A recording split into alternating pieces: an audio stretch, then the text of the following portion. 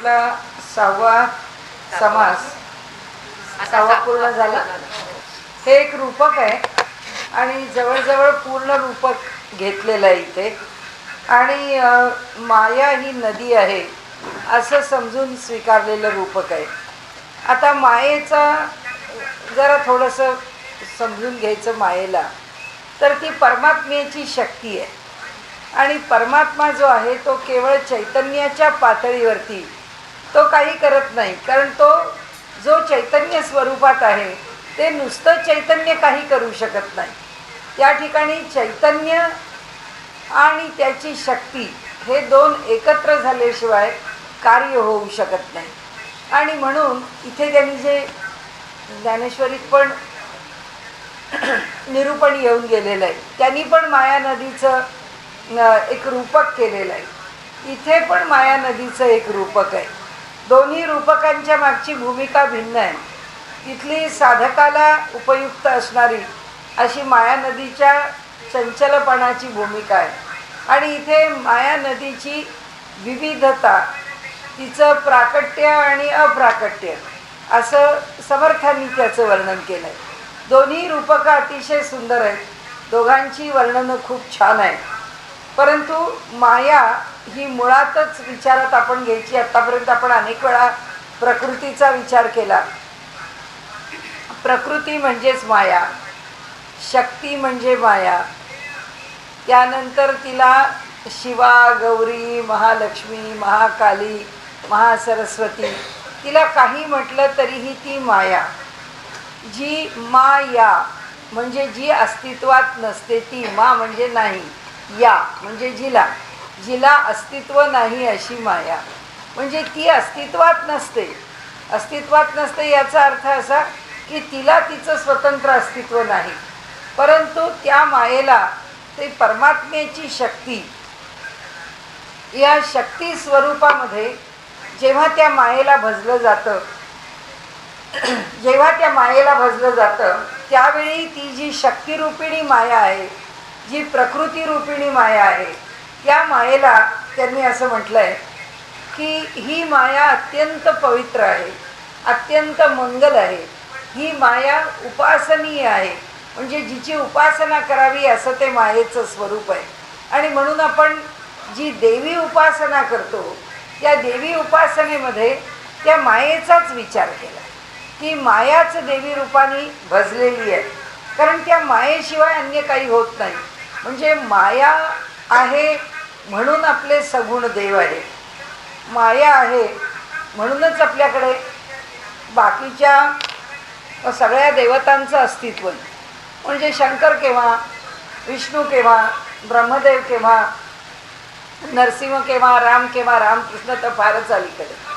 परंतु सृष्टीच्या निर्मितीच्या ठिकाणी ही जी माया आहे ही माया आधी आहे. आणि मग मायेतून या सगळ्या देवतांना सगुण रूप प्राप्त झाले. त्यातून त्या सगळ्या देवता सगुण झाले. म्हणजे माया ही मूळ आहे. माया ही परमेश्वराचा अविभाज्य भाग आहे. परमेश्वर जर समजा अनिर्वचनीय आहे तर मायासुद्धा अनिर्वचनीय आहे. कारण तिच्याबद्दल ती आहे असं म्हणता येत नाही, ती नाही असं म्हणता येत नाही. एकाच वेळी ती आहे आणि नाही असं पण म्हणता येत नाही. त्यामुळे मायेचं जे अस्तित्व आहे ते मायेचं अस्तित्व आहेच आहे, पण ते कसं आहे ते आम्हाला प्रकट नाही. ती तिच्या मूळ रूपात प्रकट नाही, पण जे प्रकट आहे त्यावरून माया आहे हे लक्षात येतं. प्रकट काय हे संबंध विश्व आहे. हे विश्व कोणी जन्माला घातलं? त्या परब्रह्माने घातलं का? तर म्हणाले नाही घातलं. मग त्यांनी काय केलं? तो ह्या विश्वामध्ये भरून राहिला. हो, भरून राहिला. तो ह्या संबंध विश्वात भरून राहिला. पण ह्या विश्वात भरून राहिला तो कुणामुळे, कुणाबरोबर भरून राहिला? तर तो जो ह्या विश्वात भरून राहिला तो शक्तीमुळे भरून राहिला आणि शक्तीच्या बरोबर भरून राहिला. म्हणजे आमच्या हृदयात परमेश्वर राहतो आणि आमचा देह म्हणजे प्रकृती असते. ती हे सगळं निर्माण करते आणि ह्या निर्माण केलेल्यामध्ये चैतन्य देण्याचं काम तो परमात्मा किंवा तो पुरुष जो मूळ परब्रह्म नाही. मग मूळ परब्रह्म नाही तर मग कोण आहे? तर ते परब्रह्म जेव्हा या शक्तीबरोबर एकरूप होतं, आणि म्हणून आपण जो मध्ये म्हटलं होतं ना की अमृतानुभव कुठे चालू आहे काय नाही, त्या अमृतानुभवाचा विषय हा एवढा एकच आहे की तो परमात्मा जेव्हा जग निर्माण करण्याकरता पुढे येतो म्हणजे काय करतो, तो त्याचं जे मूळ रूप आहे त्या रूपाला सोडून पण नाही म्हणता येणार, त्या रूपापासून आपलं एक असं रूप प्रकट करतो की ज्यामध्ये तो त्याच्या शक्तीसहित आहे. म्हणून पुरुष आणि प्रकृती हे एकमेकांच्या सहित आहे. म्हणून अमृतानुभवामध्ये असं म्हटलंय की तो पुरुष आणि ती प्रकृती अंगे अंगा गिळीती, असं म्हटलंय की एकमेकांना गिळून टाकतात. म्हणजे पुरुष दिसत नाही, प्रकृती वेगळी दाखवता येत नाही, प्रकृती विचारात घेतली तर त्या पुरुषाला पाहता येत नाही. थोडक्यात काय आहे त्याचं तत्व की पुरुष पूर्ण रूपाने प्रकट झाला तर प्रकृती पूर्ण रूपाने लोप पावलेली आहे. प्रकृती जेव्हा प्रकट आहे तेव्हा पुरुष हा झोपलेला आहे. याचा अर्थ तो त्याचा व्यवहार प्रकट रूपाने करत नाही. त्यांनी काय केलं, फक्त प्रकृतीला सांगितलं की बाबा तुला काय जे निर्माण करायचं आहे ते करतेस ना, कर बस. ही जी संमती दिली म्हणजे त्यांनी आपला एक संकल्प किंवा त्याचं अधिष्ठान एवढंच त्याच्या मागे उभं राहिलं. ते जे अधिष्ठान त्याच्या मागे उभं राहिलं त्यावर सगळा व्यवहार प्रकृती करते. मग हा सगळा व्यवहार प्रकृती करत असताना तो पुरुष काय करतो, तो पुरुष झोपलेला आहे. म्हणजे तो कार्यकारी नाही. म्हणजे कार्यकारी कोण आहे, फक्त प्रकृती आहे. प्रकृती कार्यकारी राहते, पुरुष कार्यकारी राहत नाही. आणि प्रकृतीच्या ठिकाणी सगळा विश्वाचा पसारा चालत राहतो.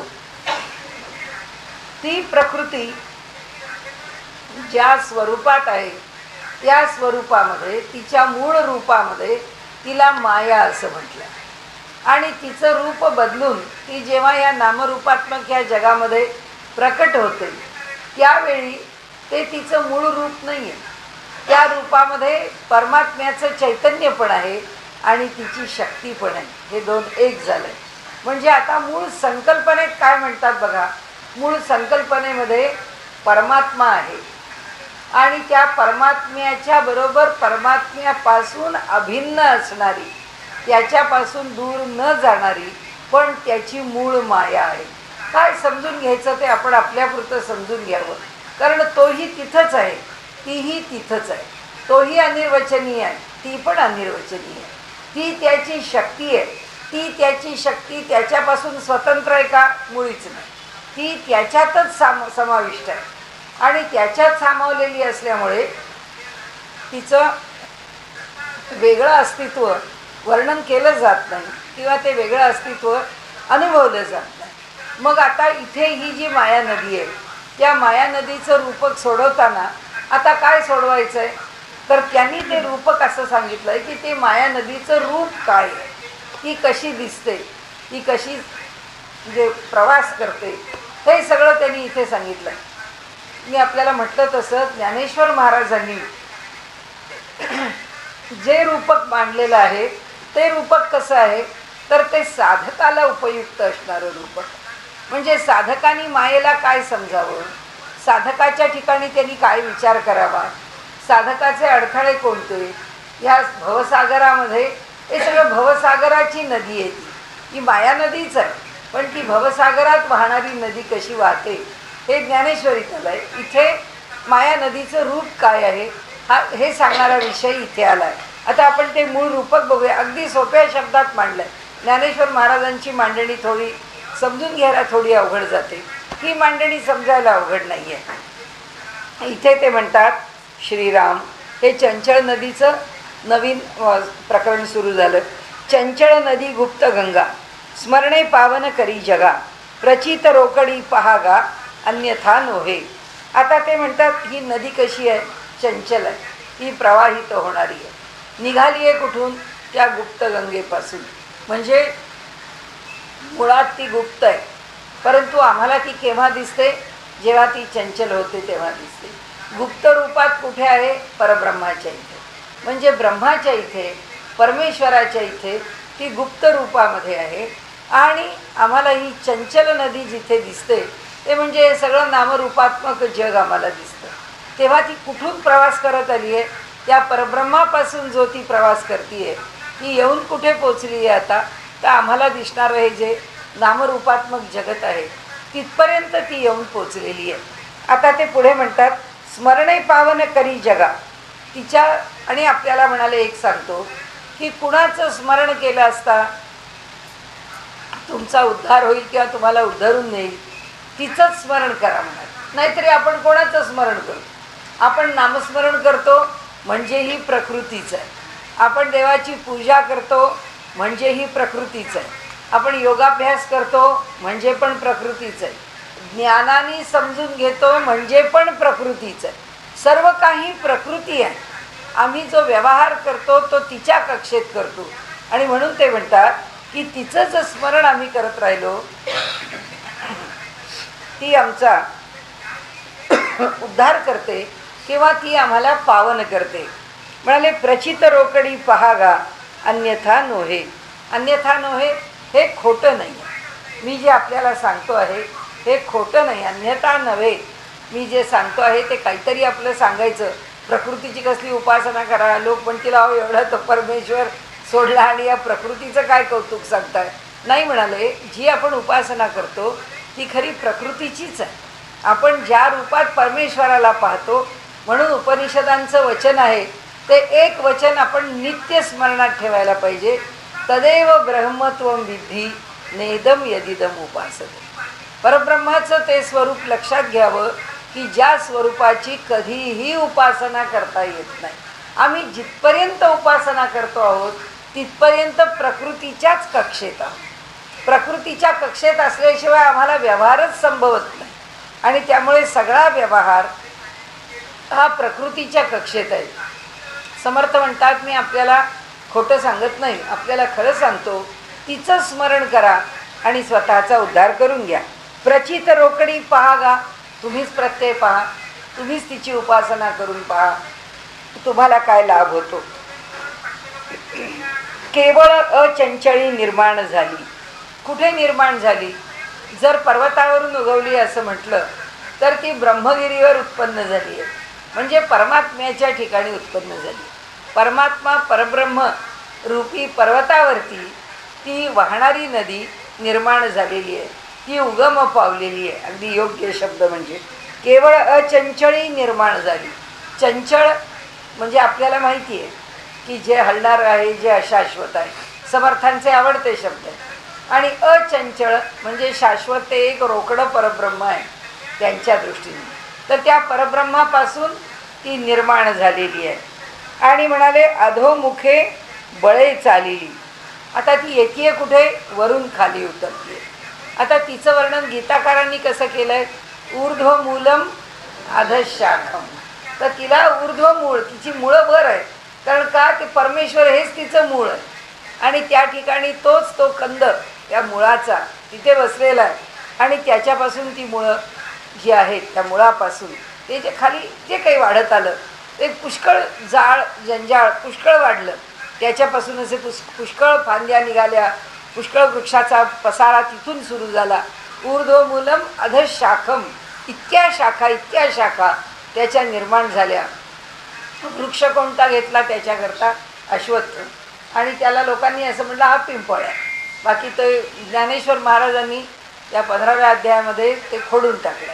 त्यांनी सांगितलं की पिंपळाला तुम्ही अश्वत्थ म्हणू नका. अश्वत्थ या वृक्षाचं स्पष्टीकरण एक वृक्ष म्हणूनच त्यांनी केलं आहे. ते पिंपळाचा वृक्ष म्हणजे अश्वत्थ वृक्ष आहे असं काही ते म्हणत नाही. ऐकायला येतं आहे ना माझ्या लक्षात नाही. तो अश्वत्थ वृक्ष जो आहे तो पिंपळ आहे असं ज्ञानेश्वर महाराज म्हणत नाही. पण असो, सामान्यतः लोक त्याला पिंपळ म्हणतात, त्याला वड म्हणतात. त्याचं कारण असं आहे की त्या ज्या पारंब्या आहेत वरून आलेल्या त्या खाली येतात आणि त्याच्यातून पुन्हा निर्माण होत राहतं. तसंच या वृक्षाचं आहे, या म्हणजे संसार वृक्षाचं, की वर त्याचं मूळ आहे आणि त्या मुळापासून सगळ्या खाली फांद्या आल्या आहेत आणि त्या फांद्यांच्या शाखोपशाखा आहेत, त्याला सारख्या शाखा फुटत राहतात. कोणती जरी फांदी त्याच्यातली आपल्याला वाटलं की ती जळून नष्ट होईल का? तर म्हणाले होत नाही, अत्यंत चिवट आहे आणि ह्या वृक्षामधलं काहीही नाशवान नाही. त्याचं उत्तर पुढे दिलं आहे, कारण तो मायेचा वृक्ष आहे आणि ती माया कुठंच नष्ट होत नाही.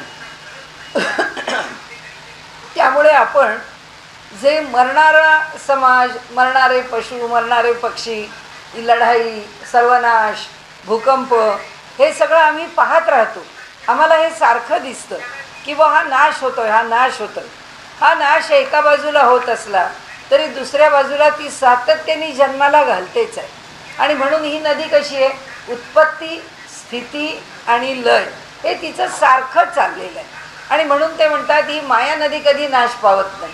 आणि म्हणून त्याची जी शाखोपशाखा आहेत त्या आता जुन्या झाल्या, त्या आता जळून जातील, जळून नाही जात.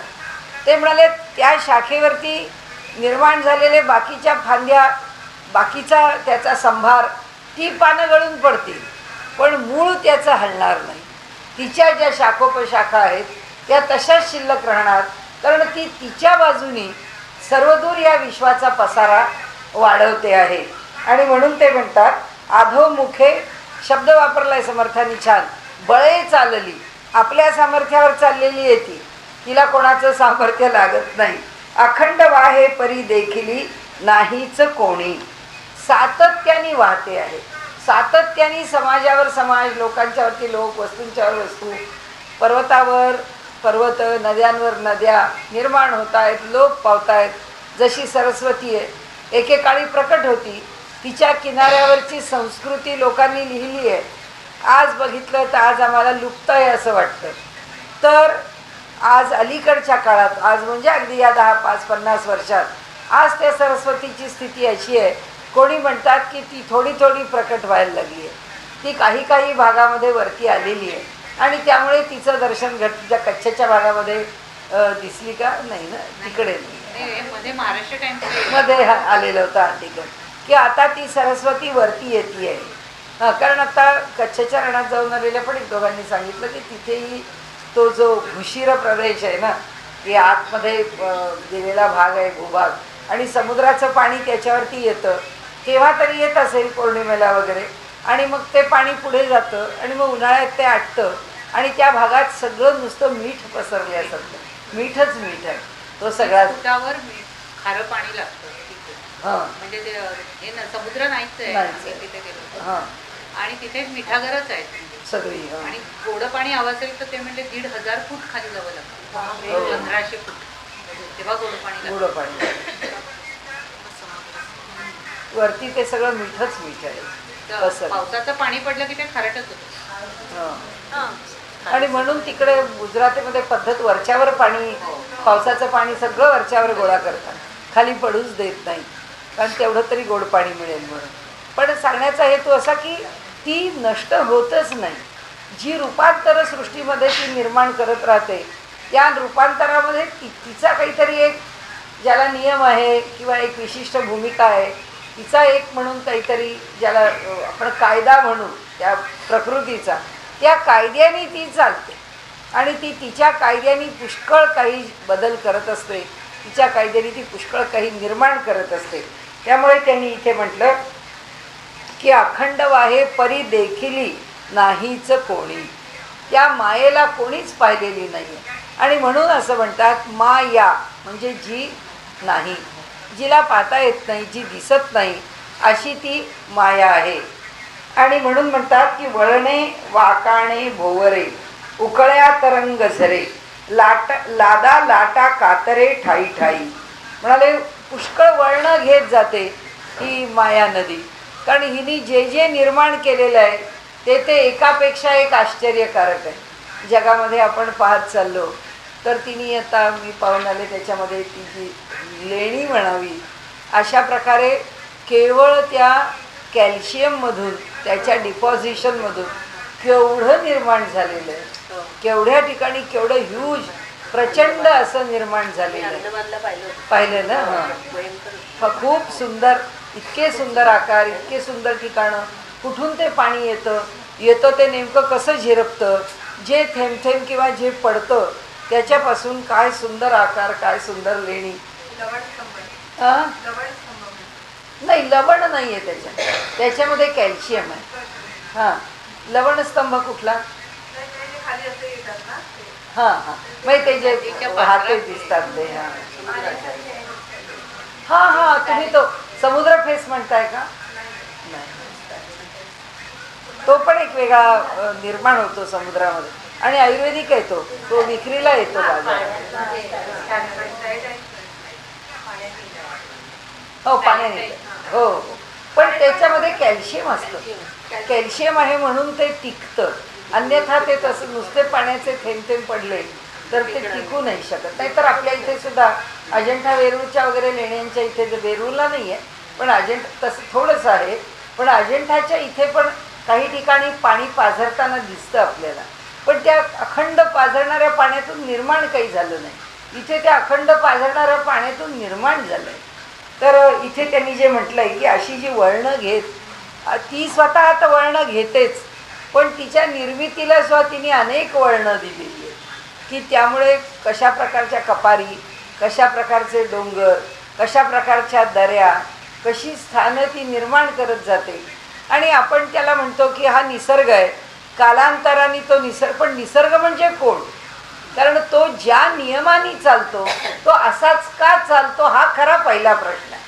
की तो निसर्ग असं करतो, ते वारे वाहतात म्हणून असं होतं, ते एकदा ओलं होतं मग सुकतं, मग त्याच्यातून काही निर्माण होत जातं, त्याच्यावर फुटं पण तिथे वारे वाहतातच का? वाऱ्यांना वाहण्याकरता सामर्थ्य देतो कोण?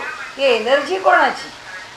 कारण साधी गोष्ट आहे की आपण मनुष्यसुद्धा, की आजच आमचा विषय चालला होता म्हणून मला तो विषय लक्षात आला की त्यांनी असं विचारलं, आज आमचं योगसूत्राचा मी चर्चा करत होतो, ते म्हणाले की मग प्राण कशाला म्हणायचं?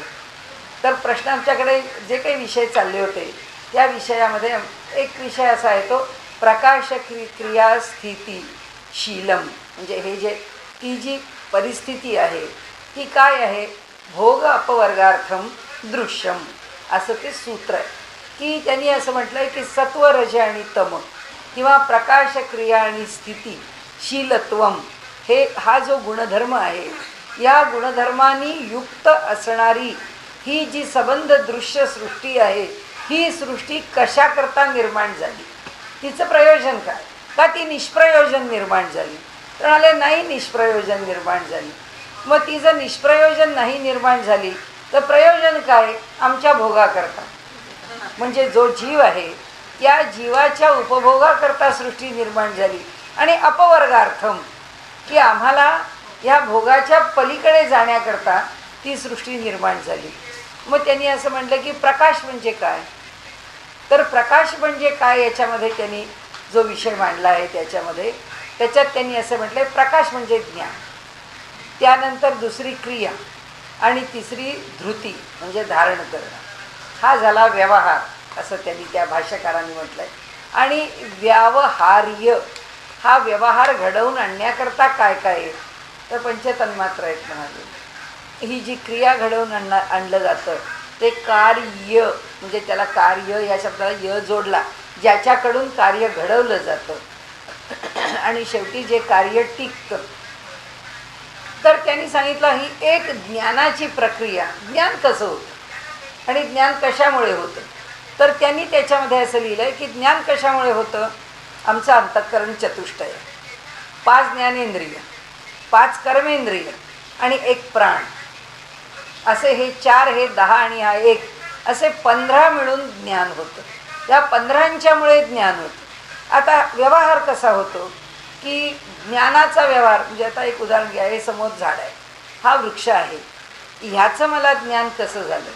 हा वृक्ष आहे याचं ज्ञान होण्याकरता त्या वृक्षाचं ज्ञान होणं, म्हणजे ही ज्ञेय वस्तू मला समजली, त्याचं कारण मी ह्याच्या आधी वृक्ष पाहिला आहे म्हणून. मी ह्याला पाहताना माझ्याकडे ज्ञानाचं स्मरण आहे, त्या स्मरणाने मी ते पाहिल्याबरोबर मला तो वृक्ष आहे हे कळलं. आता मी वृक्ष आहे हे ज्ञान घेतलं, ज्ञान झालं असतं का? मला वृक्ष आहे हे माहिती आहे तरीसुद्धा मी रोज इथे येते आणि अशी झापड लावली असेल की फक्त आपल्याकडे बघून बोलून मी जर अशीच निघून गेले असते, हो इकडे काय कधी पाहिलंच नाही, एखाद दिवशी आलो आणि इकडे पाहिलं तर आपण, अहो इतके दिवस इथे येतोय आपण पण इकडे काय आहे, कधी डोळे फिरवून बघितलंच नाही. डोळे आहेत, डोळे इथेच व्यवहार करतायत. या डोळ्याला बाजूनी पाहण्याची अजूनही शक्यता आहे, कारण माहिती नाही ते कॅटरॅक्टचं ऑपरेशन झाल्यावर म्हणतात साईड व्हिजन कमी होते, पण तोपर्यंत तरी आपले डोळे आपल्याजवळ आहेत. तर त्यामुळे अजून तरी सगळीकडचं बघायला मिळतं आहे. तर ह्या डोळ्यांनी दिसतं आहे, तरीसुद्धा ते पाहिलं का नाही घेतलं, त्याची दखल का नाही घेतली? त्याची दखल घेतली नाही ती एवढ्याच करता नाही घेतली, कारण डोळ्यांनी ज्ञान घेण्याकरता त्या दिशेने क्रिया केलीच नाही. तर ती क्रिया करण्याकरता सुद्धा सगळे लागतात. ते अंतःकरण लागतं, 5 ज्ञानेंद्रिय लागतात, ती कर्मेंद्रिय लागतात आणि तो प्राण लागतो. एवढं सगळं असल्याशिवाय ती क्रिया होत नाही. भले क्रिया झाली आणि त्याच्याकडे पाहिलं, आणि जर का माझ्या इकडे गडबड आहे, कारण गडबड का आहे, कारण शरीरामध्ये इथपर्यंत रक्त पोचत नाही आहे, किंवा समजूत आहे ती गडबडली आहे, ती तिच्या ठिकाणी स्थिर नाही आहे, समज, तर ते दिसलं.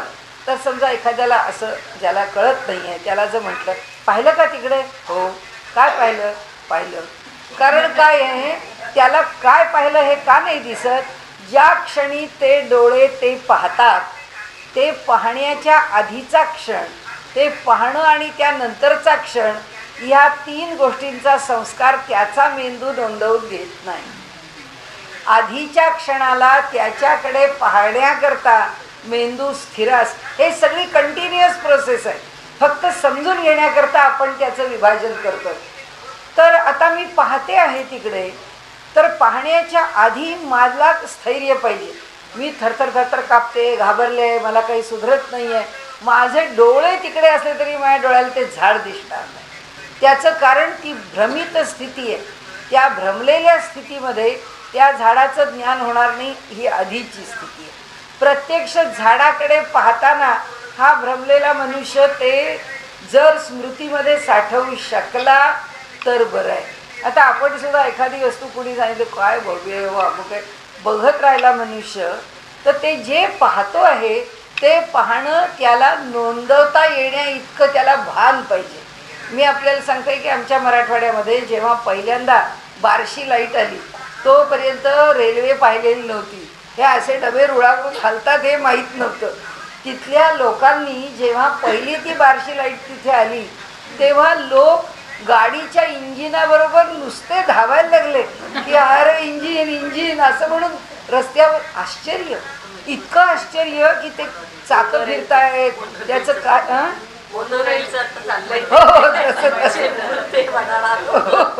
अगदी अगदी हो तसंच आहे. चालते कशी, तेवढं बघण्याकरता सुद्धा त्याचं कारण काय आहे, तो जातो ते बघायला, पण काय बघायला आलं हेच त्याला कळत नाही. म्हणजे इतकं आश्चर्य आणि भारीत आहे. म्हणजे काय आहे, त्याच्या मेंदूला स्थैर्य नाही. त्याच्या मेंदूला स्थैर्य नाही म्हणजे मेंदूमध्ये तमोगुण नाही, तर त्या तमोगुणाशिवाय स्थिरता नाही. म्हणजे प्रतिक्षणी तमोगुणाने काम केलंच पाहिजे. त्यांनी आधी पण स्थैर्य दिलं पाहिजे, पाहताना पण स्थैर्य असलं पाहिजे, आणि पाहून झाल्यावर त्याचं रजिस्ट्रेशन, त्याची नोंद झाली पाहिजे. आणि ही जोपर्यंत होत नाही तोपर्यंत ते त्याला दृश्य दिसत नाही. आणि निसर्गामध्ये असं आहे, हे आमच्या बाजूनी देवानी उपकार केले. म्हणजे इथे पतंजली महामुनी म्हणतात की क्रिया लक्षात घ्या, आणि वेदांती काय म्हणतात ती गोष्ट अशी आहे की आता इथे उपकार कशाचा झाला आमच्यावरती, किंवा पतंजली म्हणतात त्याप्रमाणे हे दर्शन असं झालं. हे दर्शन व्हायला ते दृश्य कसं आहे, त्या दृश्याला सुद्धा त्याच्या ठिकाणी ज्ञान व्हावं यासारखं दृश्यानी एक रूप धारण केलेलं आहे. त्या रूपाला स्थिरता आहे. म्हणजे आता हा वृक्ष आहे, तर हा वृक्ष म्हणून त्याच्या काही गुणधर्मांना तो सातत्याने प्रकट करतो. त्यामुळे आम्हाला तो वृक्ष आहे हे कळत आहे. आता एखादं झाड झुडूप आहे, पण आपण पाहतो त्या वृक्षाच्या कल्पनेत बसलं नाही, आणि ते झुडूप आपल्याला वाटलं हो हे आम्हाला वाटलं प्लास्टिकचंच आहे, हे खरं आहे असं वाटलंच नाही. पानांचा आकार, त्याच्यामधला तो इन्फ्लोरोसन्स, म्हणजे त्या सगळ्या फांद्यांची रचना, हे सगळं जर आम्ही पाहत गेलो तर आमच्या कल्पनेमध्ये असणाऱ्या वृक्षाच्या ह्याच्यात जर ते बसलं नाही तर आम्हाला असं वाटतं हे आम्हाला नाही कळत आहे, याचं काय स्वरूप आहे आम्हाला माहिती नाही आहे. म्हणजे ते जे दृश्य आहे ना ते पण ह्या 3 गोष्टी करतं. एक जे ज्ञान आहे, ते ज्ञेय जे आहे ते आपल्याला ज्ञान घेता येईल ह्या स्थितीत ठेवतं. दुसरी गोष्ट अशी आहे की ते प्रतिक्षणी क्रियाशील आहे. एकदा ज्ञान होईल असं ठेवलं म्हणजे आपल्याकडे जो विनोद आहे ना, की आमच्याकडे आम्ही दरवर्षी वृक्षारोपण करतो आणि तो सांगतो वृक्षारोपणाला आलेला, या इथे या खड्ड्यामध्ये आत्तापर्यंत फार 5 महान लोकांनी वृक्षारोपण केलं. कारण वृक्षारोपण केलं की पुन्हा त्याला पाणी कोणी घालायचंच नाही.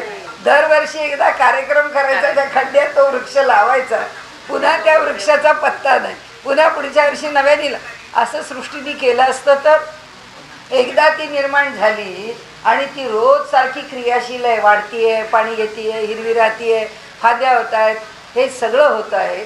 आणि त्याच्याच बरोबर एक स्थिती आहे, त्या स्थितीला ती येते, म्हणजे त्या स्थितीत ती आम्हाला पाहायला मिळते. आणि हा जो क्रम आहे, हा क्रम ती सातत्याने सांभाळते. म्हणजे आपण जसं म्हणतो, आता अमेरिकेला जायचं म्हटल्यावर त्यांनी सांगितलं, हो तो फॉल सीझन मात्र चुकवू नका, फॉलमध्ये या.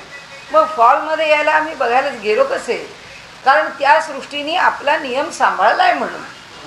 म्हणजे तिने आम्हाला भोग आणि अपवर्ग देण्याकरता ती सृष्टी जेव्हा तिथे बसलेली आहे, तेव्हा ती सृष्टी त्या सगळ्या नियमांचं पालन करते. म्हणजे सत्वाचं पालन करते, रजोगुणाचं पालन करते, तमोगुणाचं पालन करते, या तिघांचं पालन करते आहे. आणि हे सगळं आम्हाला कुणामुळे कळतं आहे? अंतःकरणामुळे कळतं आहे, 5 ज्ञानेंद्रियांमुळे कळतं आहे, 5 कर्मेंद्रियांमुळे कळतं आहे. आज आमच्यापुढे प्रश्न आला होता, तो असा होता की प्राणांमुळे कळतं आहे. मग प्राण म्हणजे काय? तर प्राण म्हणजे काय ही गोष्ट ही आपल्याला कळणं सोपं पण आहे. आणि प्राण ही पण प्रकृतीचीच गोष्ट आहे. म्हणजे या देहानी ही प्रकृतीच आहे. हा देह म्हणजे पण प्रकृती आहे. ती जी डोळ्यांनी दाखवते आहे ती पण प्रकृती आहे. स्मरणात ठेवून देते आहे ती पण प्रकृती आहे. मनाला आनंद होतोय, दुःख होतोय, ती पण प्रकृती आहे. मग ही प्रकृती आम्हाला जेव्हा चैतन्याच्या ज्या रूपाने आम्हाला खेळवते, ती जडाने खेळवू शकत नाही. नुसतं जड जर ह्या झाडामध्ये असतं तर हे झाड असं सगळं काम, ज्ञानाचं काम करू शकलं नसतं. या झाडातलं ज्ञान काय आहे? आता त्या आमच्या तुळशीमध्ये ज्ञान काय आहे की कार्बन डायऑक्साईड घ्यायचा आणि ऑक्सिजन सोडायचं, ज्ञान आहे तिला. आता एकच जमीन आहे, त्या जमिनीत मिरीचा पण वेल लावला आहे, लवंग पण लावला आहे आणि दालचिनी पण लावली आहे. एकाच पृथ्वीतून उचलतात, पण लवंग जे पाहिजे ते उचलते, दालचिनी जे पाहिजे ते उचलते, मिरी पाहिजे ते उचलते. त्या एकाच जमिनीतून 3 प्रकार उगवतात आणि प्रत्येकजण आपल्याला पाहिजे ते घेतात. ते घेतात कसे? त्यांना ज्ञान आहे म्हणून. आणि ते सगळं जडात नाही आहे, ते सगळे आपल्यासारखेच त्याच्यामध्ये प्राण आहे, आपल्यासारखंच त्याच्यामध्ये चैतन्य आहे. तर त्या प्राणाची व्याख्या काय, असा आमच्याकडे एक प्रश्न आज निर्माण झाला. म्हणजे चर्चेला तो विषय आला की ठीक आहे, हे आम्हाला 15 कळले, 14 कळले, अंतःकरण चतुष्टय, 5 ज्ञानेंद्रिय, 5 कर्मेंद्रिय. तो जो प्राण आहे तो पुन्हा प्रकृतीचा आहे. बघा, तो जो प्राण आहे मूल आईच्या पोटात असतं. पोटात असेपर्यंत आईच्या श्वासावर श्वास घेतं, आईच्या अन्नावरती त्याचं पोषण होतं. आणि ते जे वाढणं आहे, त्याची जी हालचाल आहे, ते सगळं एखादं बाणगुळ असावं तसं दुसऱ्याच्या वरती म्हणजे आईच्या वरतीच ते वाढत राहतं.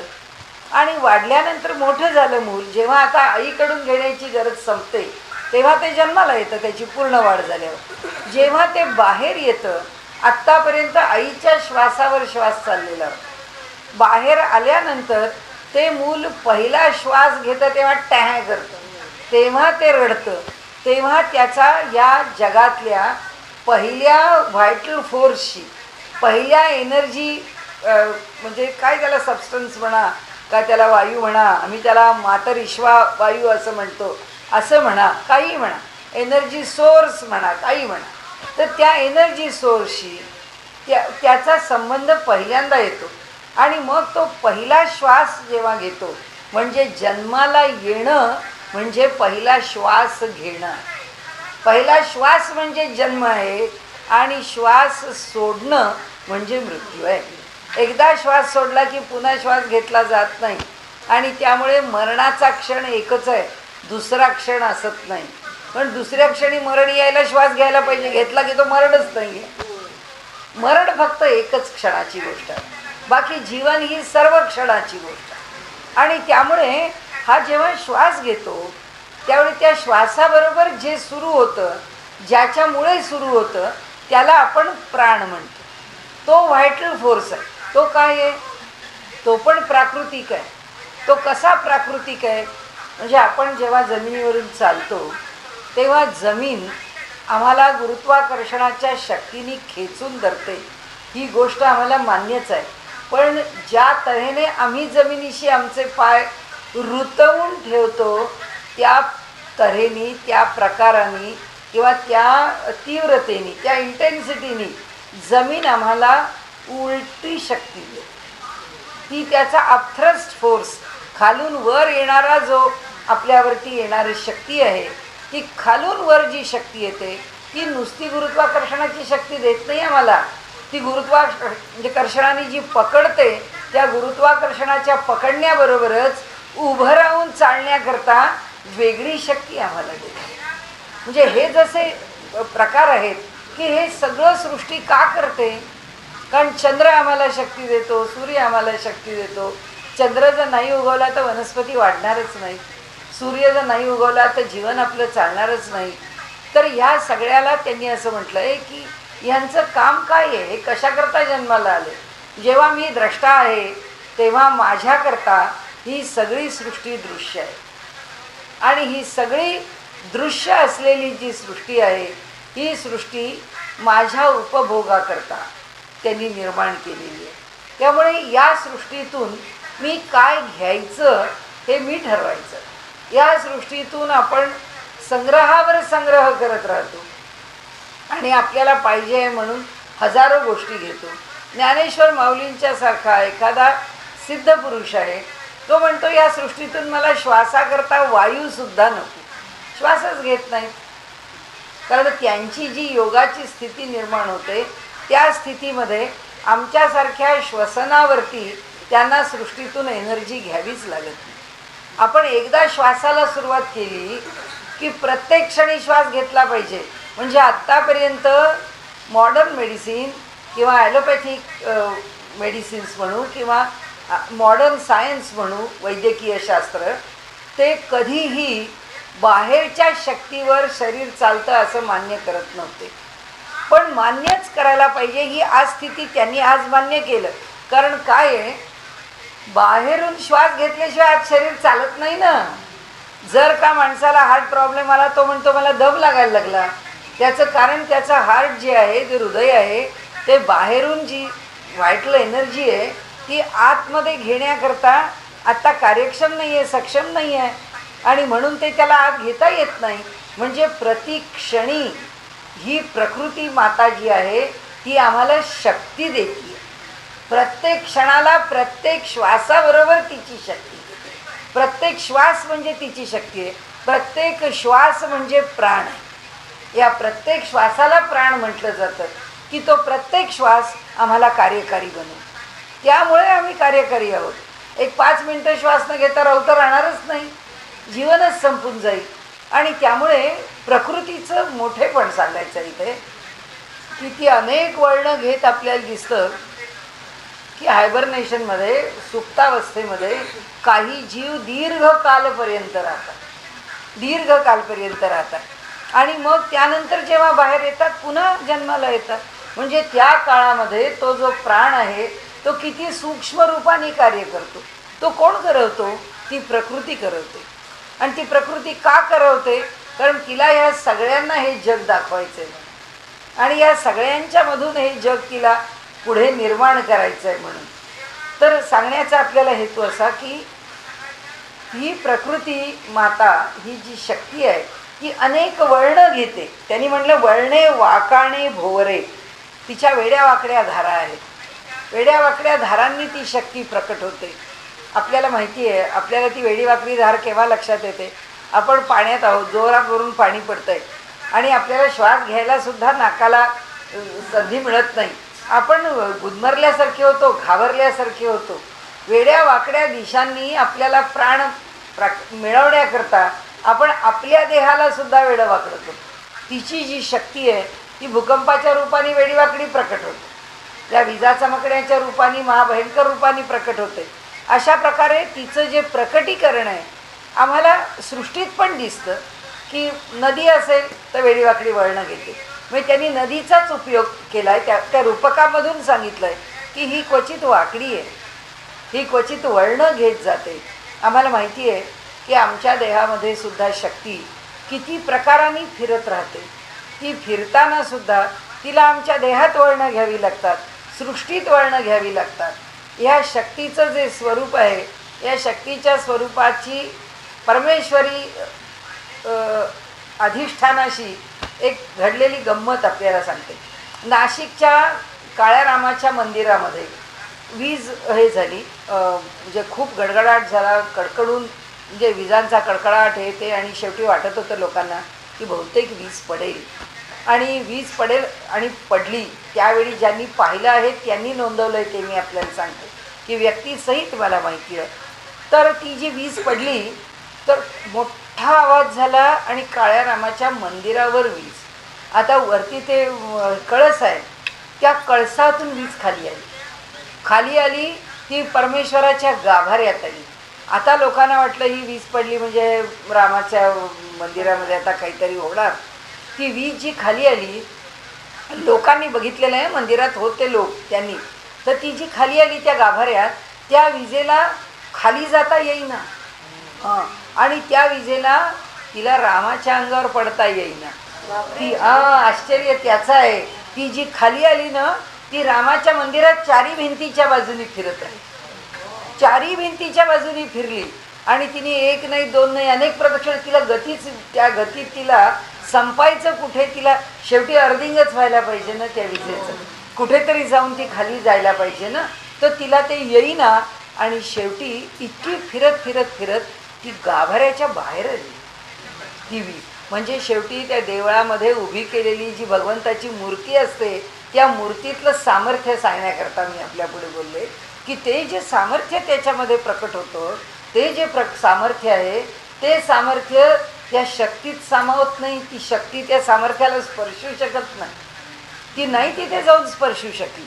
ती नुसती गोलगोल गोलगोल फिरली आणि त्या मंदिराच्या त्या द्वारातून, ती महाद्वारातून तो लोळच्या लोळ असा बाहेर गेला, तो त्याचा सगळा अग्नीचा म्हणजे तिचा त्या इलेक्ट्रिक ह्याचा, आणि ती तशीच बाहेर लाल लाल दिसत होता रंग तो, आणि ती बाहेर पडली, जमिनीत गेली आणि लुप्त झाली. सांगायचं म्हणजे शेवटी ती शक्ती आहे, त्या शक्तीच्या सुद्धा वर काहीतरी आहे अजून. म्हणजे ती उत्पात करायला, जेव्हा ती प्रबल असते तेव्हा ती उत्पात करून जाते, जेव्हा ती प्रबल नसते तेव्हा ती उत्पात करू शकत नाही. म्हणजे हे जे दरी कंदरामध्ये जेव्हा हे सगळे मोठे योगीन सत्पुरुष असे बसतात ना त्या ध्यानाला आणि याला, तेव्हा त्या ठिकाणी सुद्धा त्यांनी आपल्या भोवती एक आपल्या सामर्थ्याचं किंवा आपल्या साधनेकरता एक कड निर्माण केलेलं असतं की त्याच्या आत कोणी प्राणी पक्षी, त्याच्या आत काही दुसरी शक्ती ही आत येऊ शकत नाही. त्यांचं ध्यान, त्यांची साधना, त्यांची तपश्चर्या ही निर्वेधपणे पार पडते. आणि आता त्या प्रकृतीचं जे रूप आहे ते तप हे तिचं रूप आहे. तर तपश्चर्या ही काही झालं तपश्चर्या जी आहे ही त्या ठिकाणी ह्याच त्रिगुणांचा आविष्कार आहे. सांगण्याचा हेतू असा की ती किती प्रकारची वळणं घेते आपल्याला सांगता येत नाही. ते म्हणतात त्या शक्तीला किती प्रकारांनी वळता येतं, ती वळणं घेते. वाकाणे अशा तिच्या वेड्या वाकड्या धारा असतात की ज्या वेड्या वाकड्या धारासुद्धा आपण म्हणतो आपल्याला आता काय आहे की आपल्याला मान्य होत नाही आजकाल म्हणून, पण मनुष्याने काहीतरी उपासना करत राहावी हे जे आपल्याला आग्रहाने सांगितलं याचं कारण एकच आहे की तिने निर्माण केलेले सगळे फोर्सेस आहेत, तिने निर्माण केलेल्या सगळ्या प्रकारच्या शक्ती आहेत, त्याच्यामध्ये अनुचित शक्ती पण आहेत ना. ही जी तिची वाकडी वळणं आहेत त्या वाकड्या वळणांच्यामध्ये अशा काही शक्ती आहेत की ज्या शक्ती आपल्याला त्या वेड्या वाकड्या धारा आहेत त्या जर आमच्या जीवनामध्ये आल्या तर आमच्या जीवनामध्ये उत्पात घडवणारी आहेत. आणि म्हणून त्यांनी उत्पात घडवू नयेत म्हणून आम्ही सातत्याने चांगल्या शक्तीच्या किंवा चांगल्या प्रवाहाच्या खाली राहावं. आणि हा प्रवाह आहे रोजच्या रोज घरात प्रार्थना करणं, रोजच्या रोज घरात देवाची पूजा होणं, रोजच्या रोज घरामध्ये काहीतरी धार्मिक पठण होणं हे सगळं मनुष्याला देणारी गोष्ट आहे.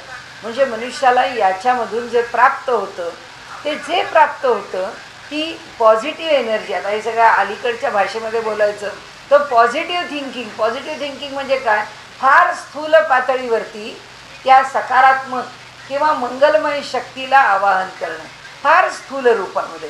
कारण आमचा तो सामान्य विचार आहे, त्या विचाराला आम्ही किती प्रभावी करतो, त्याप्रमाणे आमचा आचार किती प्रभावी होतो, हे जे सगळं आहे ना, हे सगळं त्यावरती अवलंबून आहे. आणि म्हणून त्यांनी इथे म्हटलंय तिची वाकाणे म्हणजे वेड्या वाकड्या धारा आहेत, ती त्याही रूपात प्रकट होते, ती उत्पात करते, ती आम्हाला वेड्या वाकड्या तऱ्हेने आमच्या बुद्धीमध्ये भ्रम भले भले लोक सांगतात. ती म्हणाले काय सांगता येत नाही म्हणाले, पण त्या काळामध्ये आपण असे कसे वागलो हे म्हणाले मला आता काही कळत नाही. वागून जातो मनुष्य, अशा कोणत्या तरी शक्तीच्या धारेखाली येतो. हे सगळं आम्हाला अचिंत्य आहे, अनाकलनीय आहे. आणि म्हणून आम्ही नेहमीच आम्हाला काय करायचं आहे, एकच प्रयत्न करायचा आहे की आम्ही एका चांगल्या सरळ दिशेने चाललो. ते चालत असताना काय जे वेडवाकडं असेल त्याला ओलांडण्याची ताकद आम्हाला येणार आहे. कारण आम्ही काही ना काही पूर्वी कर्तृत्व करून ठेवलं आहे, ते भोगायची वेळ येणारच आहे या जन्मात. याही जन्मात कदाचित आधी काही केलं असेल तेही भोगायची वेळ येणार आहे. किती जन्मात केलं आहे माहीत नाही, तेही भोगायची वेळ येणार. पण ते भोगताना या जन्मात आम्हाला कळतं आहे, तर आम्ही जसं अगदी वॉर लेवलवरती, वॉर फुटिंगवर जसं ते सारखे they are on their toes, तसे आपले सारखे आम्ही चवड्यावर उभे पाहिजे की नाही. आम्हाला ही दिशा जी आहे ती आम्हाला सोडायची नाही, आम्हाला हा जो मार्ग आहे आम्हाला सोडायचा नाही. हे जे संरक्षण कवच आहे ते आमच्याकडनं सुटता कामा नये. कितीतरी गोष्टी सामान्य पातळीवरच्या कितीतरी गोष्टी त्याचं निराकरण सहज होऊन जातं, आपल्याला कळतसुद्धा नाही. अनेक गोष्टी अनेक प्रकारे लोक सांगतात आणि ते म्हणतात हे सगळं फार अवघड आहे, पण आपल्याला कळतं की आपण त्याच्यात असलो तर आपल्याला त्याचे लाभ कसे होतात. आपल्याला वेळ जातो, पण मी एक गोष्ट सांगते आज गोष्टी तर सांगायचं म्हणजे एकाने मला असं सांगितलं की तुम्हाला आता सप्टेंबर महिन्याच्या 5 तारखेपर्यंत केव्हा ना केव्हा तरी तुम्हाला ॲक्सिडेंट आहे. आणि ह्या वर्षी नाही, ही मागची गोष्ट आहे. आणि